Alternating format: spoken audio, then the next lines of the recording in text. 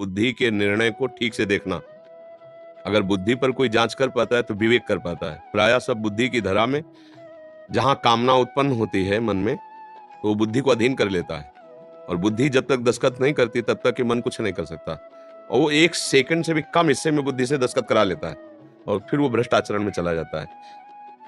अभी अंदर से भगवान की शरणागति तो हुई नहीं है, बस जो अंदर की बात है, पहले हृदय से स्वीकार करो कि मैं भगवान का हूं, अंदर से। इसके बाद विवेक से देखो कि ये जो मन की मांग हो रही है ये धर्मयुक्त है कि नहीं। अगर नहीं तो अपनी बुद्धि को भगवान के बल से युक्त करके ऐसा शासन करो कि वो दस्तखत न करने पावे। जब तक मन को बुद्धि की स्वीकृति नहीं मिलेगी तब तक वो कुछ नहीं कर सकता। अब मन है जन्म जन्मांतरों से विषयों का गुलाम, जो चाहे वो देखे, जो चाहे वो सुने, जो चाहे वो सूंघे, जो चाहे वो भोगे। मना खष्टान इंद्रियाणि प्रकृति स्थान कर सती। अब विवेक बल सत्संग के द्वारा भगवान के भजन की कृपा से जो विवेक प्राप्त हुआ कि ये नहीं करना चाहिए, प्रारब्ध पशुओं की बात है, समझे ना। अब जो प्रारब्ध में को भोगेगा, हम पशु नहीं हैं, हम मनुष्य हैं। हमारे अंदर भगवान ने विवेक दिया है, आए हुए प्रारब्ध से हम बच सकते हैं। 1 करोड़ रुपया तुम्हारे प्रारब्ध में लिखा है, अब उस 1 करोड़ से तुम अनाथों की सेवा कर सकते हो, धर्म की क्रियाएं कर सकते हो, माता पिता, बड़े बूढ़े, बीमार, साधु महात्मा, अन्य सेवा करके। तो आपको प्रारब्ध ने क्या किया? वो 1 करोड़ से तुम होटलबाजी कर सकते हो, गंदे आचरण कर सकते हो।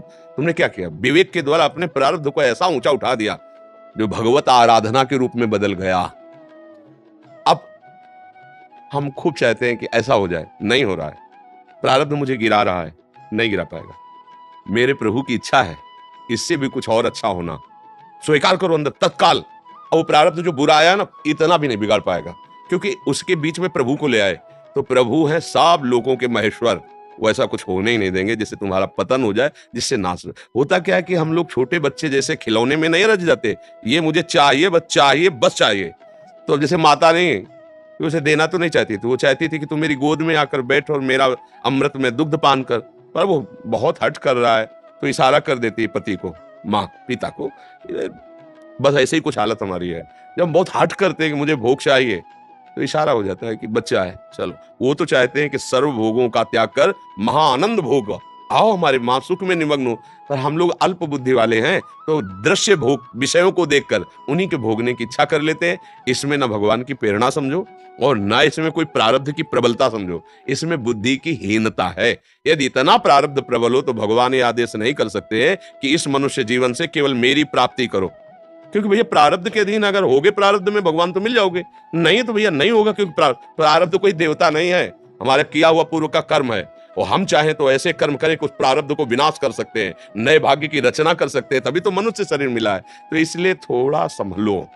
हमारा प्रारब्ध में बुरा आचरण आया, हम कर गए, ये विवेकहीनता से होता है। प्रारब्ध में इतनी सामर्थ्य नहीं होती, इसमें हमारी कामना होती, वासना होती, हमारी इच्छा होती, और हम स्वीकृति दे देते हैं कि भैया प्रारब्ध में था इसीलिए संयोग बना। ये केवल अज्ञान है। हर प्रारब्ध का आप विनाश कर सकते हो, आपके पास नाम जप है। ऐसा है, वो जैसे बोर्ड उसमें पेंसिल से लिखा जाता था ना, इतनी बड़ी रबड़ सी आती थी, ऐसे करो मिट जाए ये नाम, वो जो भी लिखा है सब मिट जाएगा। आप भजन परायण रहो और सत्य मार्ग का अनुसरण करो, धर्म से चलो। जो गंदी बातें मन में प्रेरणा आती है, विवेक के द्वारा उसे रोको, जहां तक रोक सकते हो। अगर गलती हो जाती है तो आप प्रभु हैं, उनसे फिर प्रार्थना करो, फिर आगे संभल करके चलो। पर उसको ऐसा न ले जाओ कि प्रारब्ध था, नहीं नहीं ये मेरी गलती थी। प्रारब्ध हम कह रहे देखो, प्रारब्ध में सब कुछ सामने आ गया, माना सब भोग आ गए, लेकिन आप भोगना स्वीकार ना करो। तो प्रारब्ध था तो आ गए ना, और उसे बांट दो ना, उसे विस्तृत कर दो। आप मत भोगो तो उससे क्या होगा? भगवत प्राप्ति की योग्यता आ जाएगी आप में। अब प्रारब्ध को केवल भोगते रहे सुख दुख को, तो हम में और पशु में अंतर क्या रह जाएगा? वो प्रारब्ध के अधीन है, वो विवेक नहीं लगा सकता। लेकिन हमको विवेक करने का सौभाग्य मिला है। उत्तम देह सबसे है मानव देह, और इसमें सबसे बड़ी प्रधानता है कि विवेक प्रधान है। बुद्धि प्रधानता अलग है, विवेक प्रधानता अलग है। विवेक जाग, बुद्धि तो सब में है, कैसे चोरी करना है, कैसे व्यभिचार करना, कैसे हिंसा करना, कैसे उसको गिराना है, कैसे उसको दुखी करना, देखो कैसे बुद्धि के प्रभाव है। लेकिन विवेक कैसे अपने को बचाना और कैसे उसको बचाना है, कैसे अपने को सुखी रखना, कैसे सबको सुखी रहे, ये विवेक है। ये हो जाए बस काम बन गया। साधु संग से, भजन से, शास्त्र स्वाध्याय से, पवित्र आचरण से यही विवेक सुरक्षित रहता है, बढ़ता रहता है। और जब विवेक बढ़ जाता है तो ये भगवान का स्वरूप हो जाता है। यही ब्रह्म अनुभव करा देता है। तो गंदे आचरण ऐसे ना हो जो हम प्रभु को समर्पित करने में हिचकिचाएं, हम वो कार्य ना करें। और अगर स्वाभाविक हो रहा है, विवश होके हो रहा है, तो प्रभु सुधार देंगे। वो हृदय में बैठे हो, तुम्हारी भावना को देख रहे हैं, और आर्त भाव से पुकारो कि नाथ, ये आपके समर्पण करने लायक कर्म नहीं है, पर मैं पूर्वाभ्यास वश या अपनी अज्ञानता उस प्रभु मेरे से कर्म ऐसा, नाथ अब आप ही इसको देख, वो संभाल लेंगे, उसका दंड नहीं मिल पाएगा। यदि हृदय से बात सच्ची है तो, और उत्साह संपन्न होकर पाप कर्म करोगे तो फिर वो बात अलग हो जाता है। समझ रहे हो ना? इसी से तत्सुख भाव जागृत हो जाता है। भगवत समर्पण बहुत सामर्थ्य रखता है।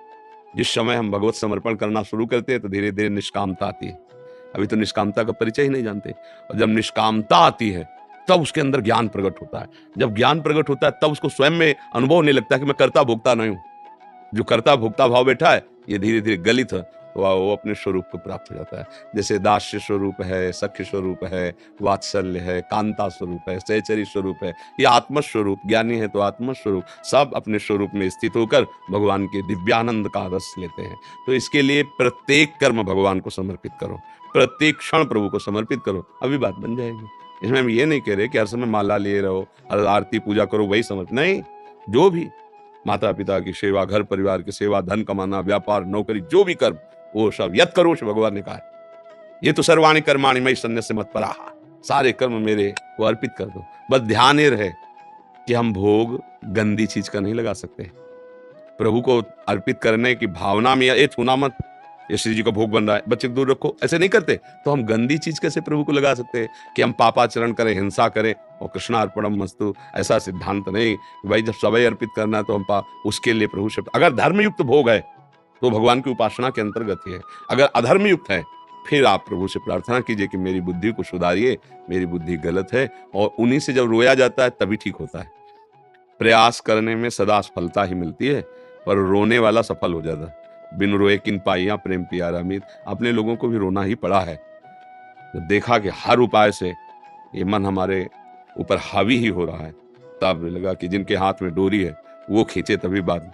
बस एकांत में प्रभु देख लो, आप हमसे जितना बन रहा है हम कर रहे हैं, पर ये मन अपनी गति को नहीं रोक पा, ये बराबर हमारे ऊपर हावी हो रहा है। भगवान की धीरे धीरे कृपा होती है, उत्तम ज्ञान प्रकाशित कर देते हैं। ज्ञान का जब बल प्रकट होता है तो लगता है जिससे मैं भयभीत हो रहा था वो तो सांप नहीं था, वो तो रस्सी ही है। बस भय खत्म हो गया।